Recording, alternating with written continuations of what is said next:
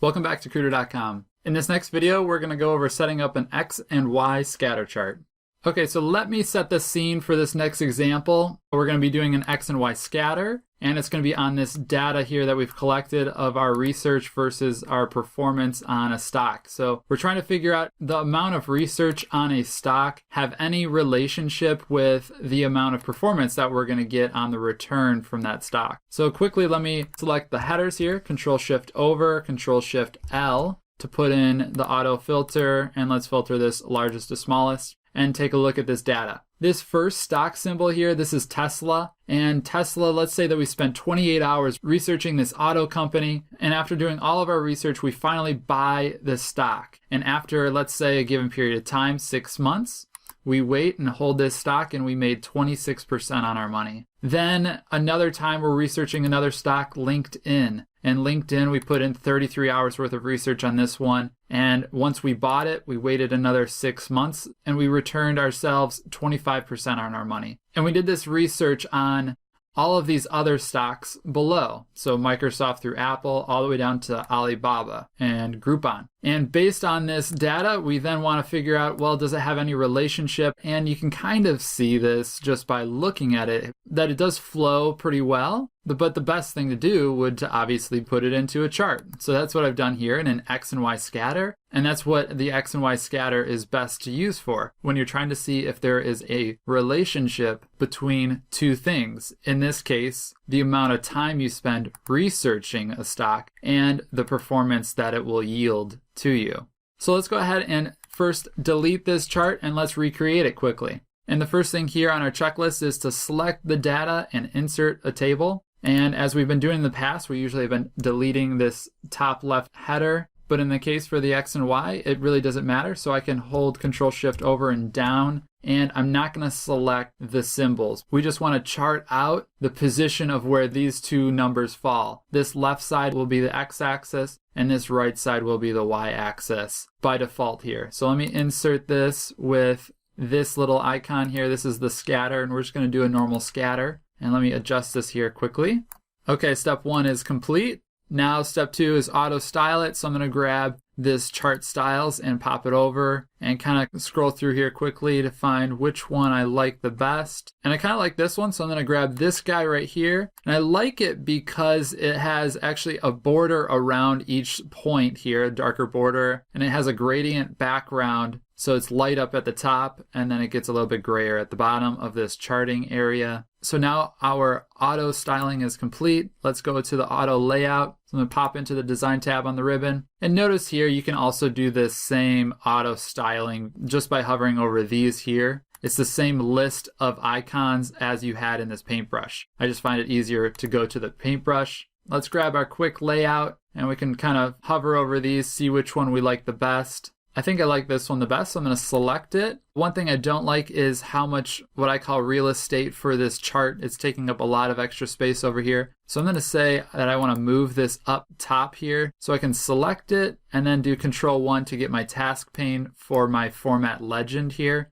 and say, hey, place that up top. And quickly you saw that my chart expanded wide and I'm not wasting any more space. Let's escape out of here and complete that auto layout. Next, we want to customize our chart. So let's do that by first adding axis titles. This is going to be called the stock performance. And the x-axis is going to be the research hours. So all we need to do is select this element, press equals, then select research hours, enter. They're both linked.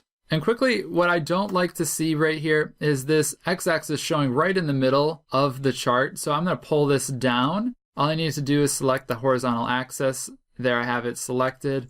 Control-1, get my task pane up for my format axis. Scroll down to the bottom. Here I have labels. These are labels, and I want to move those labels so that they're not next to the axis, but low. And so now that they're low, let's click off and see how it looks. And now it kind of looks like just a big chart here, and I can't tell when it goes negative or positive anymore. I can't really distinguish that this is the 0 line right here. So we can also edit this within this x-axis because notice that this x-axis has a big square around it and it goes up to the 0 mark and over and down. That means that, hey, we can put a line here on that 0 line. So I'm going to pop over here to the fill and line, this paint bucket here, and edit a line on it. And I'm going to put a solid line. And when I did that, it popped in this blue one. So I have a blue line here now. I'm going to switch it to green, so different colors, so we don't get it confused with the blue circles.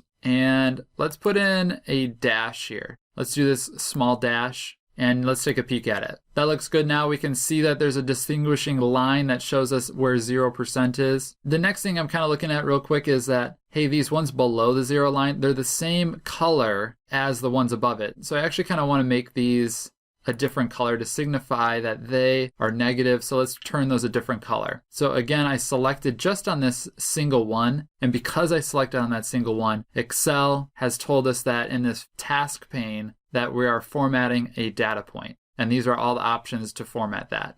So let's go to fill and line. And instead of a line, we want to go ahead and do something with the marker.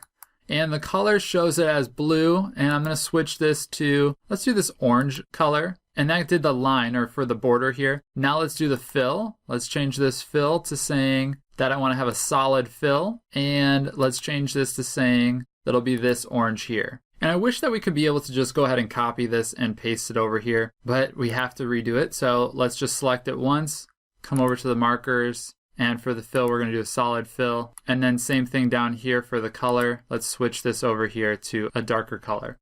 Now we're done with that, and because we added these different colors, we got this huge legend going on here. I don't like that at all, so I'm just going to hit delete, and we're going to add in a title. So my chart title, let's select that. And all we need to do is select the element, hit equals, grab research versus performance, hit enter. Now I think we're ready to go ahead and insert a trend line. So let's see how Excel will trend out this data here. So I'm going to hit the plus sign to add an element. This element is a trend line, but I don't want just a normal trend line. Let's see what we got on this arrow over here. We can do a linear forecast, a 2-period moving average. I'm going to look at some more options, and Excel pops up the task pane for the format trend line. And now we have all the options. We can do a linear, logarithmic, polynomial, or moving average. I kind of like the polynomial or the logarithmic. And the polynomial, though, I think this is kind of neat. It tells a good story here. So this is basically showing that the more you research a stock here, the better it's going to perform as it goes up, up, up. And then finally it hits like a peak, and then it kind of starts going down. And this could be maybe somebody over analyzing a stock. Maybe they spent, hey, an extra 10 more hours and they found a few more articles and it changed their opinion on the stock, and now they made a bad decision. So it's almost like a diminishing return as we go past about 37 hours or so. Now, before we call this complete, let's take a look at what we have in here on the options for this trend line. We can go ahead and display an equation on the chart, which the equation is going to tell the slope of this line. And so it's basically like y equals mx plus b. This one's a bit more complicated because it's the polynomial one. If that's useful for you, Excel can calculate that for you in under a second. So we could do that, or let's take a look at the other option here. We could display r squared, that value on the chart as well. So r squared is basically telling us how strong the relationship is between the x and the y axis. In this case, it's 81%, so the closer to 1, the better. In this case, it's actually a pretty strong relationship. I'm glad that my fake data came out here and did a good job of displaying that for us. So I think that's about it. That wraps it up. Our customization is now complete.